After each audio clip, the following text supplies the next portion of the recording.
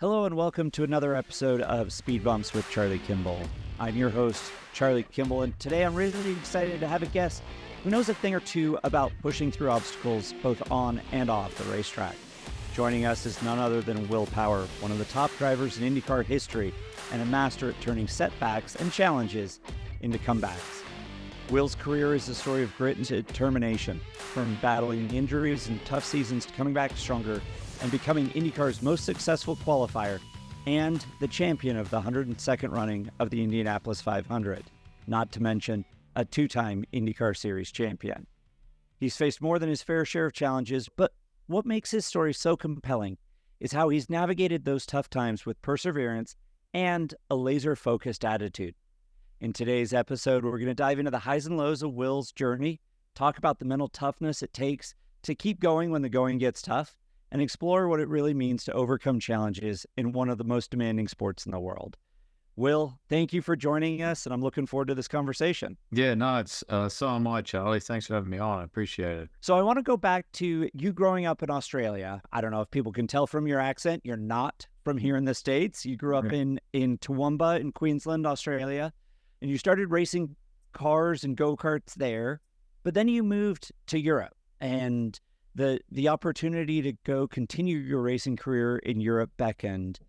What was that like? What was the biggest challenge you faced leaving home and going and racing in a whole different world? I mean, Australia and Europe are totally different worlds. Yeah, I mean, as you know, in motorsport, anyone who has tried to make it to the top in motorsport understands that you've got to find a lot of money, because all the junior categories that lead to, series like the IndyCar, Formula One, NASCAR, any of those top tier series, you're paying anything under that, like any of the categories, the ladder system, you would say, leading to that. So you've got to find, to go straight up, I had to find, if I remember correctly, it was over £300,000. And at that time, that was close to 600,000 Australian, I think. It might have even been a bit more because the pound was so strong.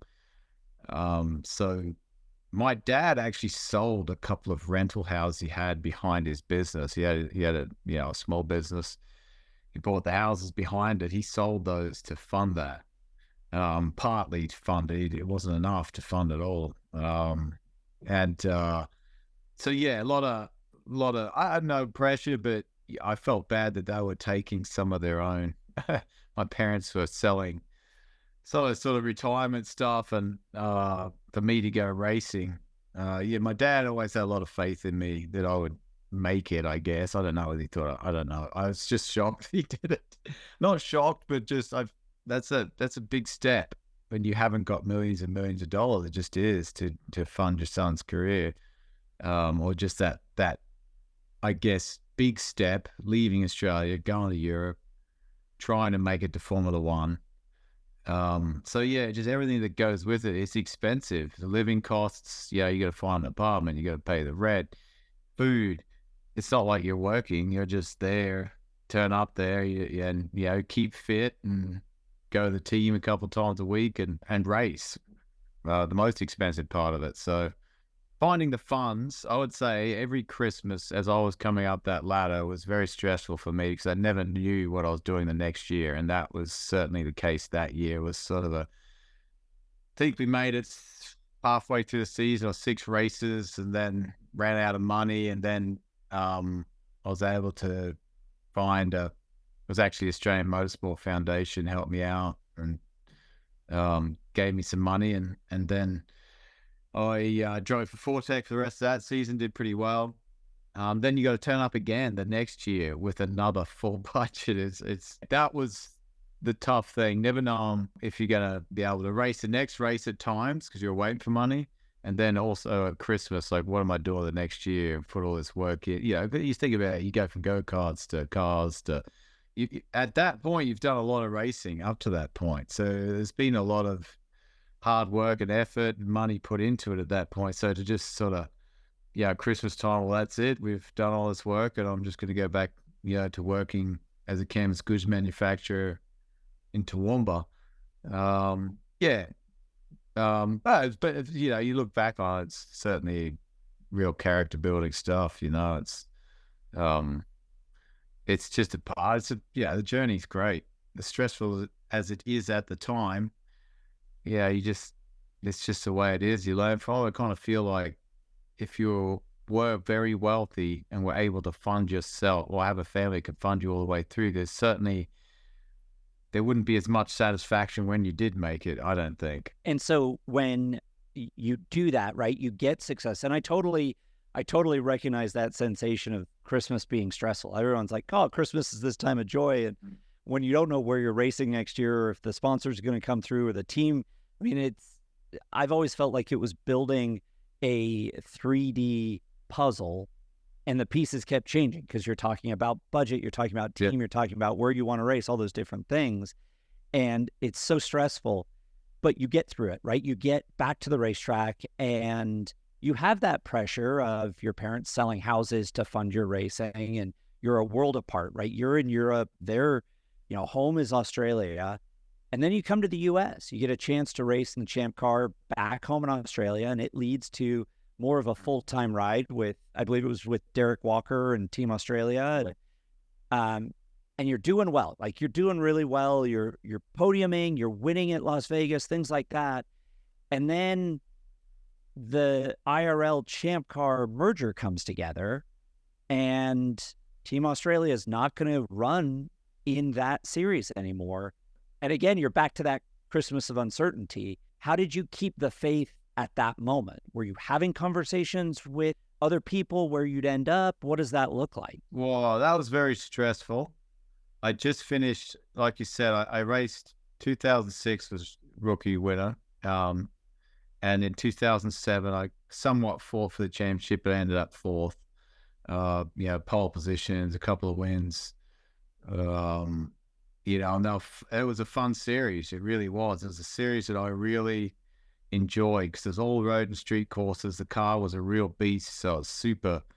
A lot of horsepower. It was light, a lot of downforce. It was actually still one of the most enjoyable cars I've driven. Most fun, biggest beast of a car, I would say, that Champ Car was.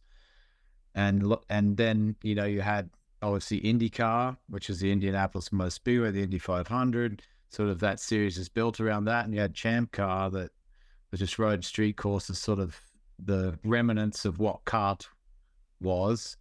And there'd always been talk about them merging back together ever since I've been there. I say ever since, but in the 2 years that I've been racing Champ Car, we always thought it would be great if they merged together.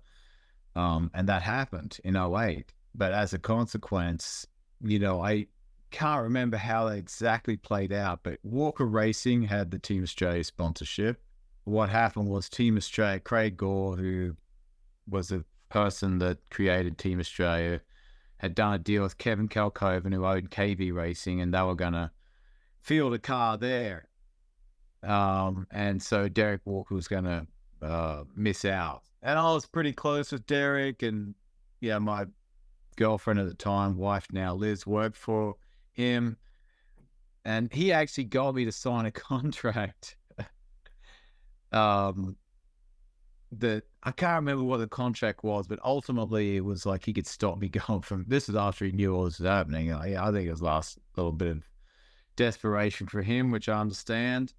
And I told Craig that, and then Craig Gore, and he just lost his mind. He said, that's it, your career's over, you just screwed yourself, so on and so on. And so I was like, oh man. I actually called Derek, said Craig told me this, but Derek wasn't going to hold me that contract. So anyway, I ended up driving for KV, which was what we call a transition team. They were a team that went from Champ Car to, all the IRL or IndyCar stayed the same, which is predominantly ovals. And then we bought Champ Car over, or we bought what that series, the car that series used, the engine, and raced on their tracks, and added a couple of street courses from Champ Car. So it was a very tough year, man. I'd never raced ovals. I'd done one oval, actually, Milwaukee. I'd never done a super speedway or anything like that. So, most of these ovals were super speedways. It was pack racing.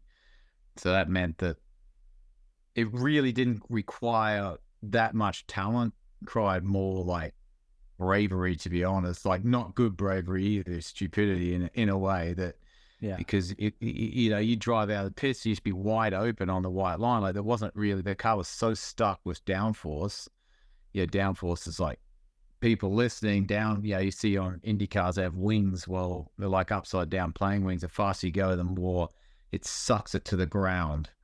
More downforce. They had a lot of that, so you're just stuck. So the car wasn't moving around or sliding, so you weren't really skillfully driving, and you just had to be. You're just in this pack of cars, so like NASCAR Talladega, and extremely dangerous and not enjoyable. I didn't really enjoy it. I mean, I got into it at the end. I did. It wasn't, there was a skill in side drafting where you ran in the dirty wake and that sort of thing, but at huge risk, to be honest, that close. But yeah, being a transition team, we just didn't know. We just didn't have all the development that had been done on those cars. We didn't know how to set them up. We didn't know oval, so it was a big struggle. It was a very tough year.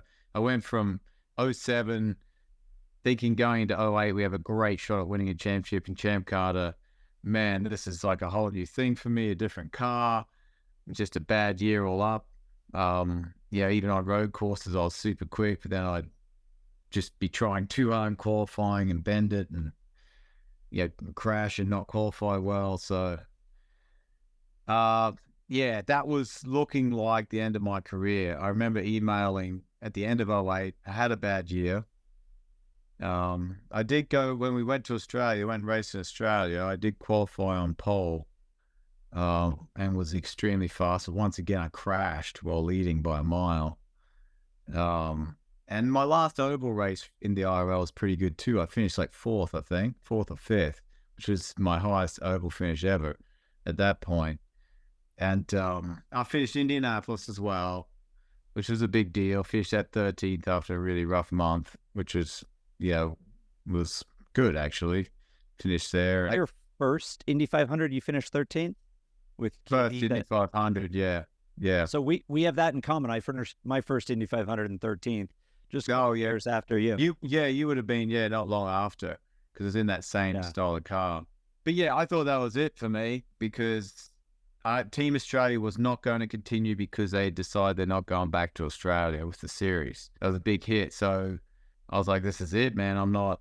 I actually emailed a supercar team, I think. I emailed Ross Stone. I was going to go back, try get a ride supercar. I was like, pretty much resigned to the fact that either go back, try getting V8 supercar in Australia, or just work, I guess. And Elio Castroneves, I remember being at home and Lizzie and my girlfriend said, Elio Castroneves just got arrested in Road Atlanta. And he was the driver for Penske, which was the best team in the series. I think Derek Walker was actually at that race. And Liz said, or we messaged, said, hey, go see Roger Penske and, see what's going on. So that first contact with Roger and Penske Racing came from Liz to Derek to Penske to figure out what Elio's situation was. Yeah, well, Roger actually had introduced himself at the very first race of my first race in the new IndyCar, the merged IndyCar at Homestead. I think we were in qualifying line, and he sort of shook my hand and said, it's nice to meet you. Derek Walker said some great things about you, which was awesome, because Derek used to work for Roger. Derek used to run his team, so he knew Roger very well. So I actually ended up calling Tim Cindric, I think, at some point in that off season or after Australia, and said, hey, I'm free next year, got nothing. And he immediately said, oh, okay, we'll have to get you up to meet Roger. So for them to say that immediately says that must have been talking about, what drivers will we look at? And I'd had a couple of very fast qualifying. Obviously Australia would have helped, leading by a mile there, finishing fourth on that oval at the end. So, I think, and also at the very beginning of the year, they saw at St. Pete, I did the quickest lap of the weekend in qualifying. So I think they probably were wondering about me a little bit, because just knowing them now, but they showed me the list of drivers when I went to meet with Roger that, hey, this is who you're up against. It's like Marco, who was it? Marco, Justin Wilson, I think Oral Serbia might have been there, but I can't remember. It's Vitor Mirrors. There's some big names that were like, and you got to beat out some big names here, to get chance to the seat. But yeah, I just said to him, look, I don't care, because they said, this isn't a full this way. If Elliot gets acquitted, you won't have a full-time seat. But ultimately, I just said I don't care. I just want to get a foot in the door and show you what I can do. Yeah. And that was the beginning of a great career, to be honest. Like, that was the beginning. That was like, what are the chances? Just about out of a ride. Yeah, I remember my wife saying, because I'd signed a contract to do A1 GP. She goes, but what if a seat at Ganassi or Pesky come up? And I said, that will never happen, Liz. That will never happen. Are you crazy? I need to sign this contract. Yeah, I can get paid to do A1 GP. She's like, you shouldn't. And I actually ended up getting out of the contract crazily. And then that Elio thing happened, which just blows my mind that Liz actually said that. Like, what are the chances that would happen? But anyway, I got a foot in the door. Probably not the last time you have told Liz she was going to be wrong and she turns out to be right. Because I'm married. I know it happens all the time. You know that, man. Oh, my God. They won't let you forget it either. But then, like 2009, right? The season goes pretty well. Elio gets acquitted, comes back. They continue to run the car for you. Am I correct in that? Basically, the deal was I signed a contract with them, and I think it just sort of a bit of testing. So I think it's like 2 or 3 test days. But if Elio gets acquitted, you're out.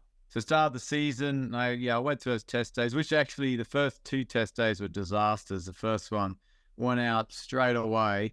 First time ever in a Penske car, I went to hit the brake pedal, and they had a very small master cylinder, so a very soft pedal with a lot of power. So it didn't take much to press it. Like, it was a soft pedal, and I was used to I had a big left foot braking foot. I was used to big pressure from Champ Car, and just destroyed the set of tires straight out the box, man. First braking zone. Whoa. I'm like, oh my God, like, come in. So I just ruined I said, and the seat didn't fit, and the car was so uncomfortable, like, handling wise. So they'd actually trimmed out from the previous test there when there'd been a lot of rubber down. So there's a lot of grip, and it wasn't a nice car to drive. It was very uncomfortable, very, so it didn't go well. The next test was at Hosted, which is a, IRL wide open oval. And I'm like, well, Penske on oval, this is going to be great. It was so nervous and uncomfortable. I couldn't even go flat, man. And I said, well, can Briscoe get in my car and feel it out? I don't feel very, it feels really uncomfortable. Briscoe got in, went around, went flat. And I'm like, not good. And I was really sick too, actually, because I've got a bloody cold or some sort of flu, and didn't tell that. The third test, Barber finally put it together. It was P1, and by a bit too, put a big lap up. So I was like, phew, that saves me for another day. Because at that point, Tim told me, he said, at that point, those first 2 tests, he called Roger and said, I don't think this is your guy, Roger. I think, I think we need to be looking elsewhere. And luckily they gave me that third test, and I was extremely far. Like, I was half second clear of the field, I think. Which helped a lot. And Roger actually called, said, congratulations on winning the test, sort of thing. Like, that was what. So the team was paying attention, like, not just checking in with Tim, but paying attention to the lap times and seeing how you were developing, because they knew that, they had some confidence that you had the speed, right? They wouldn't have signed you for those tests otherwise. Oh, yeah. They must have been, they would have seen, just knowing now, like, if a young driver or a new driver rocks up as like P1 in some practices or P1 in qualifying ones, or runs at the front for a bit, not necessarily like just dominating, winning. I know they watch those guys. It's like when Newgarden just dominated, he'd been just a typical young driver. Then one day he just rocked up and dominated Iowa. And then Roger's like, I want that guy.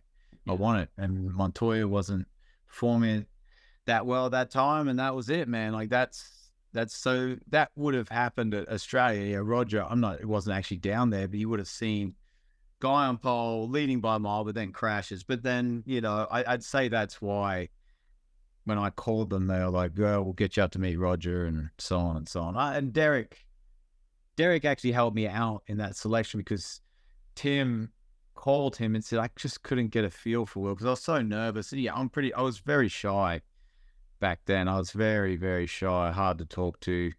So I didn't get much from him, and called Derek to, say, hey, just give us a bit of insight on this guy. And obviously Derek helped me out there and convinced them that I'd be a good guy, good for the team, good driver, and so on and so on. But that was interesting times. Yeah. And 09, like you said, I was getting back to your original question. Sorry. I did those 3 tests. Then I raced the first race, finished 6th. Then I poled it at Long Beach. And actually the day before I pulled in the pits, I was P1. They said the good news is you're P1. Bad news is that Elio just got acquitted and he's flying here, so you're out. But we bought another car for you and a team and a crew. You'll be at the back of the pit lane, and you'll run from there. And in that spare car they brought along, I qualified on pole, so I out-qualified my teammates and finished there. Both of my teammates finished second. We didn't have a radio, otherwise we could have actually won the race. They just forgot to plug the radio in the beginning, so we didn't really have any strategy. So that was a start. That was like, okay. Whoa. Well, let's hold on a second. Let's circle back to that. That was a start. So you go out, you're fastest in practice, you come in, the teammate that you're filling in for is on a plane to come get in the seat you've just gone quickest with. They pull a spare car and team kind of out of thin air, and you go out and just about win the race with no radio and no strategy. That's not a start, Will. That's incredibly impressive. It was what had to happen, to be honest, to keep my foot in that door. Because remember, I finished 6th at the first race. Long Beach was the second race. I finished second there. I think I was actually leading the championship. And I called Tim after that, said, man, can you just I think at that point, I can't remember what they promised me. I think they promised me up till Indianapolis. At that Long Beach race, and you can race at Indy. And there was a oval before Indy. It was Kansas. And I called, oh man, I'm leading the championship. Can you run me? No, sorry. Look, we can't. We got the 2 cars. And that was that. And so Indy was going to be my last race for them. I finished, I think I was second coming into the last pit stop. And then I must have finished something like 4th or 5th and finished the race. No crash. Yeah. Good stuff. Yeah. Kind of got out of the car and was kind of depressed. Like, that was my last race, man. What am I going to do now? But I'd done a little bit, almost, I'd done enough to be, maybe another team will look at me, But Roger said, Roger wants to meet you at his bus because they won that race that year. It was Elio won in 09. Yep. Roger said, on Monday, I'd like to meet with you, come see us. And he said, look, we're going to give you another 6 races, this, and this, and this. I was like, oh my God, man. Here we go. How cool is that? Calling your girlfriend when you get out there. 6 more races for Penske, which, turned out in general, I would out-qualify my teammates. And I helped Briscoe in Toronto, just sat behind him in 3rd. Could have easily passed him and then gone and attacked Dario, who was leading at the time. And then just, it was absolute team play. I was keeping come on the radio. I said, just tell Ryan not to worry. I'm not going to try pass him. I'll just hold everyone up because he actually had an issue. And then won Edmonton, which is a big deal, and then broke my back in a bad accident at Sonoma. So I wanted to talk about that because you do this. You've got your foot fully in the door at Penske Racing. You go out, have a great Indy 500. You get 6 more races. You win at Edmonton. I remember that race, watching that race. That was my first year in Indy Lights. And then you go to Sonoma. We're racing there as well, I believe, in Indy Lights. Another car crashes at the top of the hill. Very little notice to you that there's a car sitting sideways, and you have a crash and break your back. You medevaced out of the racetrack. Like, once you know you're going to have to rehab and you're going to be okay, right? You're still going to be able to walk. Yeah. Where does your head go on the racing side? Right away, are you calling Tim and Roger saying, hey, I'm going to be better than ever. I'm going to be stronger. How do you focus to get back in the car? mean, honestly, when it happened, oh, the pain, the worst pain I'd ever felt. But anyway, once they got me out of there and in the helicopter, I thought that's it, man. Career's over. Yeah, in hospital. Yep, you got a broken back. I thought that's, game over again. But Greg Penske came. I think Roger called. I can't remember if Roger called. Roger didn't come. Obviously, he's so busy, but Greg Penske came. I think Roger called and said, just get better. Don't worry. We'll have something for you. That was pretty bloody awesome, man. Because I thought I thought that's it. I'm not, but he said, just recover. We'll help you out. He set his plane, flying back to Indianapolis. And, it took the sort of 6 months 3 months really, but then 6 months to fully get back to where I needed to be. Did it help having that comment from Roger in the back of your brain saying, hey, just get better. We've got something for you. You go, hey, I have something to work for here, right? Yeah. I have a reason to massively, do man. Yeah. Massively. At that point in your career, as you know, as a driver, when Roger Penske says, we got something, you're going to have some races and you're going to need a great car. And you're going to have a chance to show what you can do again.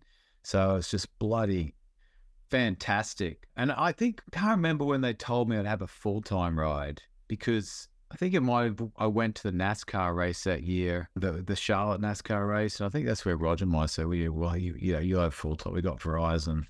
That was a big, man, getting a full-time ride for Penske was just blew my mind. That was the first Christmas ever that I knew. Oh, no. 2009, I knew what I was doing. Like the day before I flew back to Australia, they called me in 2009, said, well, it's Roger Penske, Tim Cindric. You've got that. We're going to give you the ride. So I was like, and Liz was asleep on the couch. I thought it was over at that point too, because they hadn't called me. I was about to leave for Australia. I was like, I don't know. One of the other guys got it. But then when I got the full-time ride, you've got a full-time ride. You're going to be paid and you're going to drive for Penske. Man, that's a pretty cool off-season to be motivated and just work your ass off to turn up ready to go. It's funny. I remember, I'm sure you saying, okay, like Liz was asleep, like you knew exactly that moment. You can still see and live that moment. For me, it was Labor Day weekend. I think it was the Monday of Labor Day. And I got a call from my sponsor at the time, Novo Nordisk, and said, hey, we're going to do this deal in IndyCar. You're going to have a full-time IndyCar ride. Like, go celebrate, and then tomorrow go to work. And I got the call, and before I picked it up, I look at Kathleen, my wife, and go, hey, this is them. Like, this could be a yay or nay thing, right? And I remember that moment, and I remember Christmas being a lot less stressful. Oh, man. Yeah, I know. You would know the exact feeling, because you were going to drive for Ganassi. Right. With an awesome sponsor. I don't know if it was multi-year, but at least you had a year. Yeah, I had a year, and that's all. I had a shot, right? Like, just that's like you were saying. You had a shot. That's all, yeah. The same for me. You have a year. You have a year to prove yourself. Year, and they had an option on you. Okay, so you go to Australia, you come back, you have, and continue to have, I will point out, an incredible career. Like, most successful IndyCar qualifier in history. I was there in Sonoma, watching the emotion on Liz's face, Laguna, when you got that record, watching the emotion on Liz's face, who's been there with you through thick and thin for, decades now. And you've won an Indy 500, you've had multiple championships. Off track, though, like 2023 was not a great year for Will Power. You talk about a speed bump, and and this time it was in Liz's health. What happened there, and how did that, change your mindset? I heard a couple of comments from you after you won an IndyCar race, after she was better, and she was in victory circle with you and your son. And how did that mindset affect you through the year, knowing how sick she was at home? It affected me, even before the season in any preparation, but it just being unsure what was going to happen with Liz. She almost died. I was very close to dying there in the hospital, just because, once you get that infection, your blood just goes everywhere. And I had to have a major surgery on the back with all the rods and everything, to get the infection out of the spinal column. That, even when she's sitting there, when I'm sitting in hospital, I'm going to have to stop racing here, because if Liz doesn't make it, I don't want my son to have no parents, like it was really weighing on me. Like when she actually was getting better, she's back home. She's just, on these high potency antibiotic IVs, like PICC line to the heart IVs 3 times a day. Definitely thought a lot about whether I should be racing. Definitely weighed on my mind a lot. Actually, the worst weekend was, let's say, start the season, but the worst weekend was Road America, where getting in the car, we were flying privately because, Liz couldn't go on a commercial flight with the chance of getting germs. So we're paying, like, it was very expensive to do that, but kind of had no choice. Just driving out of the driveway, and she says, "Oh, look at all the worms in that cup." And that was the same thing that happened when she started to get sick. She just started hallucinating, talking just absolute gibberish and just seeing things. And I'm like, oh no, she's got, the infection has come back. That was their greatest fear. You got this plane waiting. We pay a lot of money for. Myself and Kathy, Liz's mother, who lives with us and helps look after Bo and so on, is looking after Liz. Said, you just go on the plane. I'll take her down to the hospital, or I'll monitor her at least, because as soon as she said that, I'm like, what did you say? Yeah, she look at the worms in the. I'm like, oh, you don't have to. What are we going to do here? I mean, it's like you've got this infection again. But it turned out that she'd mixed medications in some way, and I think Kathy took her to the hospital. I think we just waited, let's just wait and see what's going on here. And turned out that she'd taken medication because she would have gone inside, checked the temperature, and so on and so on. Temperature wasn't up, so okay, no infection. But as soon as I got on that plane, it had Wi-Fi. I actually was able to FaceTime them. So I was talking to them on the plane, like, hey, is she still hallucinating? What's she doing? So that whole weekend was stressful, just waiting to see, is the temperature going up? Is she, what's she doing? Hang on, sorry. I got the kids coming down. We love kids and dogs. We've had kids and dogs visit this podcast. As soon as I'm done, we can get to play. I'll let your daddy go shortly, Bo. Sorry, man. It's all good, man. Like, this is life, right? As racing drivers, as parents, so getting back into it, so you get on this plane to Road America, you're FaceTiming with Liz and with her mom, monitoring her health. You still get in the race car and have to go do your job, which is not easy and takes a lot of mental load to really commit to what it takes to be competitive in IndyCar. And then you come into 2024 and Liz's health is more stable. She's better. And I have to say, I think it was during the month of May this year, I talked to you at the casino night and I talked to you at a couple other places. And I said to somebody, I said, well, who do you think's should be really good this year? And I said, oh man, Will Power's relaxed and happy. And if the rest of the grid's not nervous that Will Power's relaxed, they're not paying enough attention. Because when you are happy, when you're on, you talk championships and you got Scott Dixon's name, qualifying is your name, you go back, you've got Mario and AJ and, some of the greats. But when you're really able to enjoy your racing, it's unbelievable what you can do, because even at your experience level, it's still obviously so much fun and what you love so much.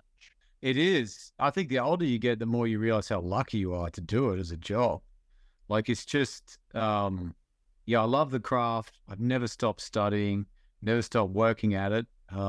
Still learning and just putting a race weekend together. There's nothing like it. Honestly, driving the best I ever have right now, just because I have a lot of experience, but I haven't really lost that top end speed. So enjoying it a lot. It's high pressure stuff in IndyCar. It really is. It's just, and that's just, that is the game, but you must enjoy it. It is hard sometimes, but you must try to tell us, because I never really enjoyed it when I was younger. I mean, I loved it, but I just had so much drive, passion for it. Put a lot of pressure on myself to perform, but I guess I do it in a nicer way now. But compared to the year before, man, night and day in preparation and focus. You just can't in this field, in this series. It's so competitive. You cannot have a single distraction. Even this year, like just getting a cold, like being sick or whatever it was, COVID, whatever it is. At Mid-Ohio, you just simply can't perform at a good level. You just can't, man.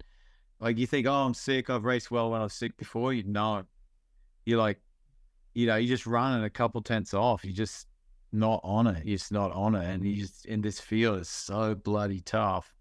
If you have any distractions or anything that's, weighing on you, you just won't perform at your highest level. And if you're not performing at your highest level, you're going to struggle. You will. Absolutely. We are very much grateful that Liz's health challenges are behind her and that speed bump is behind her. Now, on our podcast, we ask the same 3 questions to our guests. So I'm going to kind of rapid fire them at you here, Will. What's the best advice you've ever gotten and from whom? That's a tough one. Yeah, I was saying my dad once. Good. I was racing. It just is, I guess best advice for driving, I suppose, was, I went out, did my first run. I was really quick at our home track and then went out again. And I said, I need to start trying. Went out, started trying, and like half second off. I'm like, I don't understand. I'm like driving harder. He goes, just back everything up, back it up, slow and fast down. Went back straight to being fast again. So that was a good early career piece of advice for driving. Obviously built a lot on that now, but yeah. And I guess some of the best advice is the most simple things like, enjoy life. Something my mother would say, just enjoy it. And that's true. Very true. And no better example of that than the last year, right? Yeah. Okay. So question number 2, what's your dream car and do you have it in your garage? Dream car. My actual dream street car was a VL. It's a VL Commodore. It's in Australia. It's an Australian car.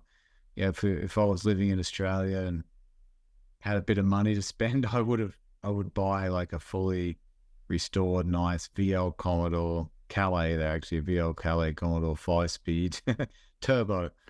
I like it. But I do have it's an F3000 car. It's called Formula Holden in Australia. It's around a Holden engine. Sitting in a garage, my neighbour's garage, just got some extractors made for it. I got sent over. Won that championship in 2002. So that was a pretty cool old 90s looking F1 car. That's what they look like. So look forward to restoring that and driving that thing. That's awesome. Very cool. Now, finally, as athletes, we've had some really cool interactions. Hinch talked about getting the chance to meet like Lady Gaga, and Alison Millington talked about meeting Condoleezza Rice, some people like that. Who or what has been the coolest interaction that you would never have had if you weren't a racing driver? There's a couple. I would say when I'd signed for Penske in 2009, or it might have been 2010, but I just was there by myself. And it was Lizzie, but Tim Cindric sent me a message. Hey, you want to go to dinner with Slash from Guns N' Roses? I was like, yeah. So I did that, and that was pretty cool. And then he called me actually when I was in hospital. So it must have been 2009. It was 2009 because he called me in hospital. And then the other one is Flavor Flav. I was a big fan of Flavor Flav when I was younger. Yeah, he came to the Detroit race, and now we're really good friends. He's going to come to the last round. So hanging out with Flavor Flav, pretty surreal. Boy from Toowoomba, sitting there listening to Public Enemy, and then end up meeting Flavor Flav and becoming friends with him. And I'll tell you, Will, like Flavor Flav's a huge Will Power fan, and not just at the racetrack. And I know I texted you about this, but after he came to Detroit this year, I think it was, and came to the Indy 500, I happened to be in Las Vegas for the jewelry show for some of the other businesses stuff we do. And I see him walking to the Sirius XM studio wearing an Indy 500 jacket and a Will Power hat at the Flavor Flav angle with the flag, right? Yeah. Like, it's really cool to see you have such a great hype man. Yeah. Oh, couldn't have wished for a better hype man. I just can't believe it, man. Like, that is the people from my hometown and my brothers. They're just like, dude, you've made it. Like, because when we were a teenager, he was so big. It's such a big deal. He's like, yeah, just forget about racing, hanging out Flavor Flav. So Leave it's it to kind your of, brother to put the right perspective on it. yeah, Well, no, that's pretty cool, man. yeah, it's awesome. Will, thank you for the time. I know it's busy and you've got your family and Liz and Bo, plus racing commitments. Appreciate the time, and we'll see you at the racetrack, and best of luck. Awesome. Thanks, Charlie. Thanks for having me on.